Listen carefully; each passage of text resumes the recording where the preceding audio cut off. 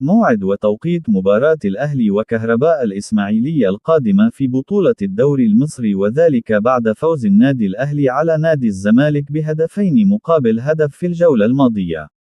وسيلتقي النادي الأهلي مع كهرباء الإسماعيلية في المباراة القادمة في منافسات الجولة العاشرة لبطولة الدوري المصري يوم السبت المقبل 4 أكتوبر في 8 مساء بتوقيت القاهرة والسعودية، وقطر 9 بتوقيت الإمارات، على استاد المقاولون العرب. وستذاع المباراة عبر قناة أون تايم سبورت.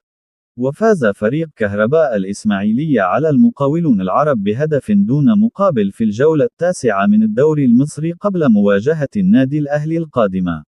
ويتواجد النادي الأهلي في المركز الثالث في ترتيب جدول المسابقة برصيد 15 نقطة، بينما يتواجد فريق كهرباء الإسماعيلية في المركز ال17 برصيد 8 نقاط. وستكون مباراة النادي الأهلي القادمة ضد كهرباء الإسماعيلية الأخيرة قبل فترة التوقف الدولي لخوض منتخب مصر الجولتين الأخيرتين في تصفيات كأس العالم.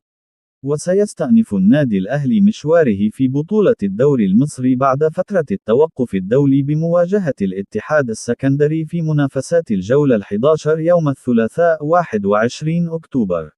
ويسعى النادي الأهلي لمواصلة الانتصارات والفوز في المباراة القادمة وحصد ال3 نقاط للاقتراب أكثر من صدارة المسابقة، وذلك في مشوار الفريق في الدفاع عن اللقب.